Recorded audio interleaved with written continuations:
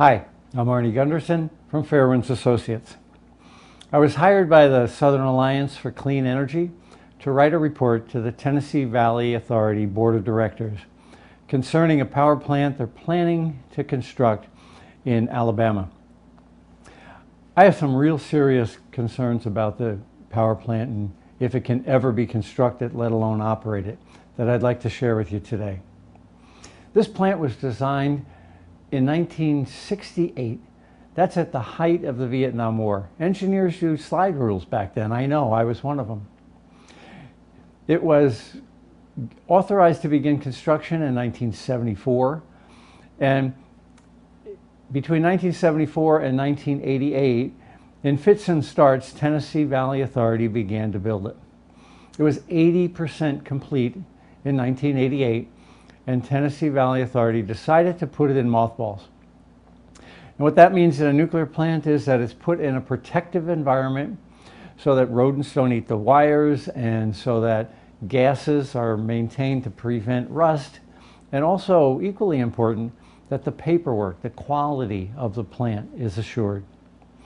Well, in 2005, Tennessee Valley Authority decided they didn't want to do that anymore.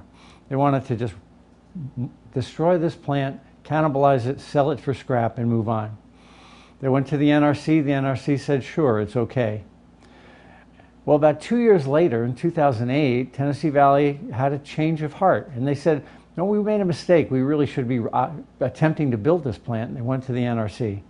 Incredibly, the Nuclear Regulatory Commission said, sure, no problem. You can construct it again, even though you've cannibalized it for the last 2 years.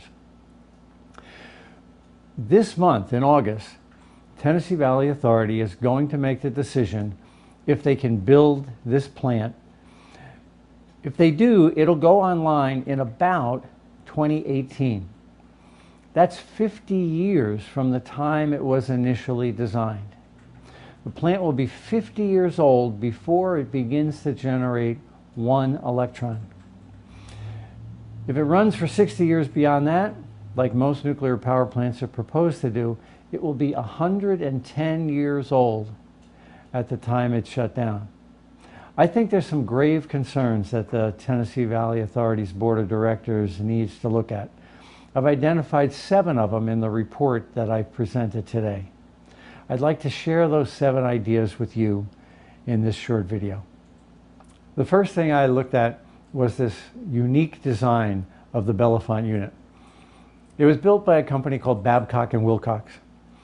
Babcock & Wilcox built 8 nuclear reactors worldwide. There's 440 nuclear plants. So 8 divided by 440 means that only 2% of all the power plants in the world are of a design like being proposed for Bellefonte. But it's even more unique than that. The existing 8 B&W reactors are all what's called the 177 design. It's smaller. This is called the 205 design. It's bigger. This will be the only plant of that design in the entire world. And oh, by the way, Babcock & Wilcox design is a design that was constructed and operated at 3 Mile Island. The second issue is groundwater. When this plant was being built in the 70s, they discovered there was an awful lot of groundwater. And anybody who's ever put concrete in the ground knows that water sucks out the calcium from concrete and makes it weak. Well, at Bellefonte, they put in pumps, some pumps, to continually pull that water out of the ground and keep the foundation strong. Well, in 2005, when Tennessee Valley Authority decided to cancel this plant and cannibalize it, they turned the sump pumps off. So for a period of years, groundwater has been in contact with that foundation and has weakened the foundation. It's an impossible area to evaluate because you can't dig underneath a nuclear plant to see how bad the groundwater has occurred. But groundwater has been eating away at the foundation of that plant because Tennessee Valley Authority made the decision to turn the pumps off. The third area is quality assurance records.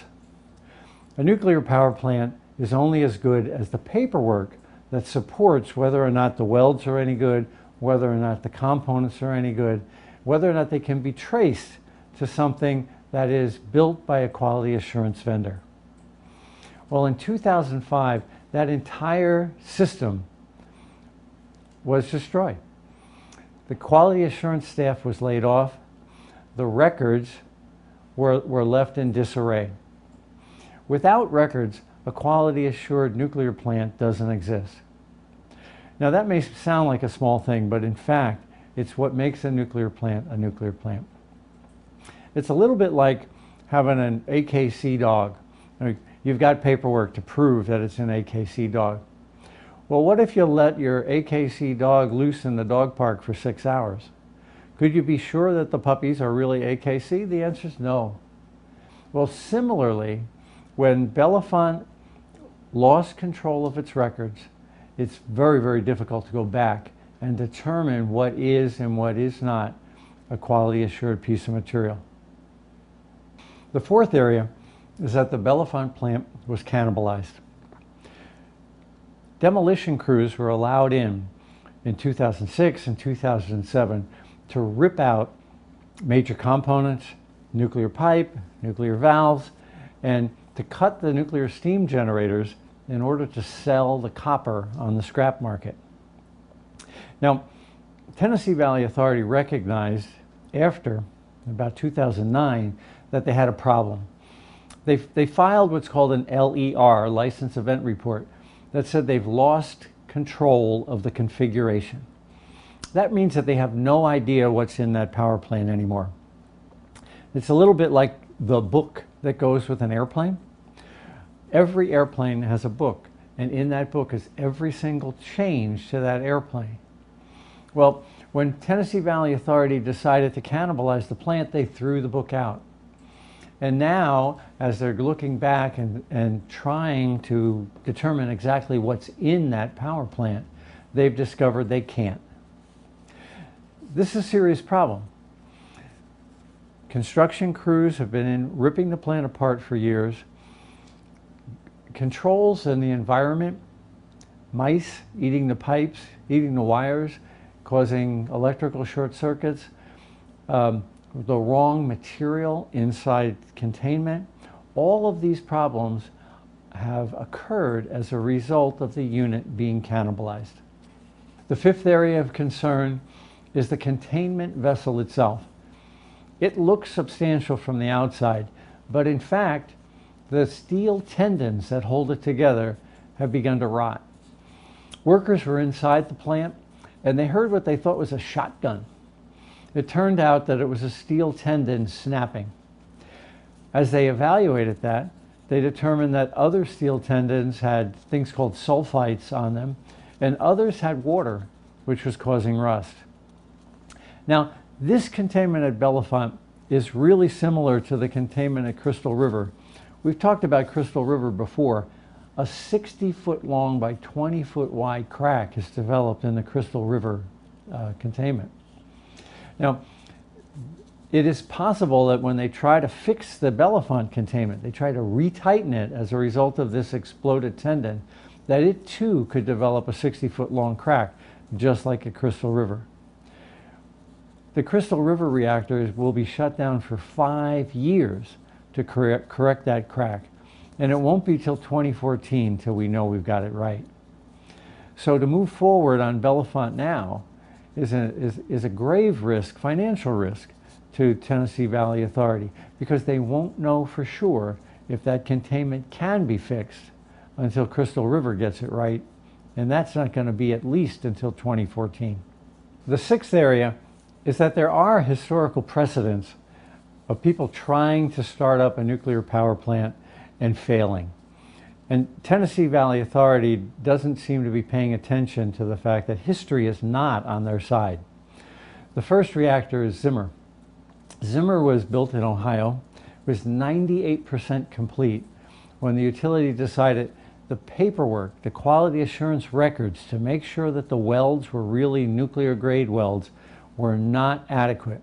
The plant was mothballed and then destroyed and turned into a coal plant. The other plant was Washington Public Power Unit 1. That's identical to the Bellefonte Unit. Well, about 8 years ago, the board of directors at Washington Public Power faced the same decision that Bellefonte did. And they said, whoa, this is way too risky. As a matter of fact, it was an easier decision to make for the Washington Public Power District because that plant had never been cannibalized.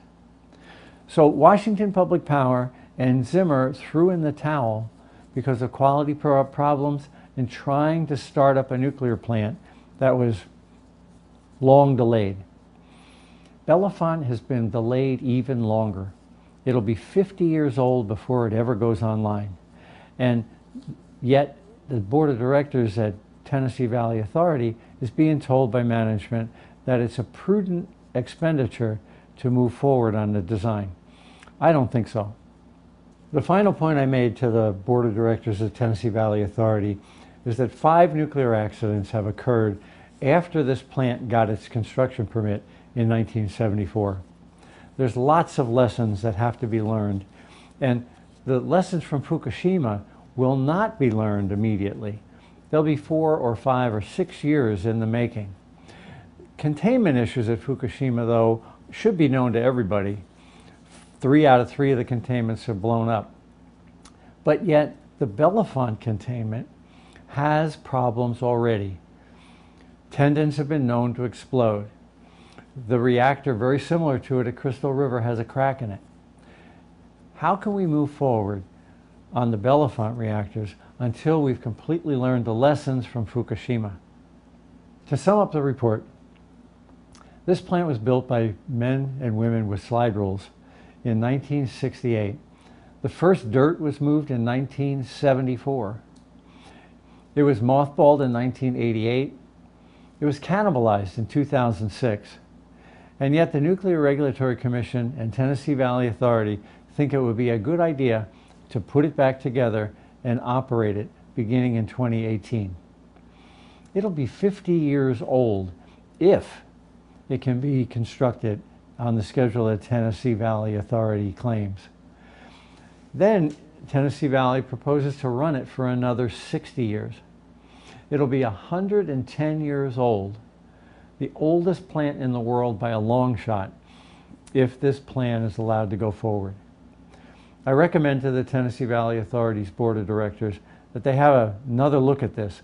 I think there's too many risks and too many schedule delays, cost overruns, and the likelihood of serious operating problems in the future if they continue to build the Bellefonte plant.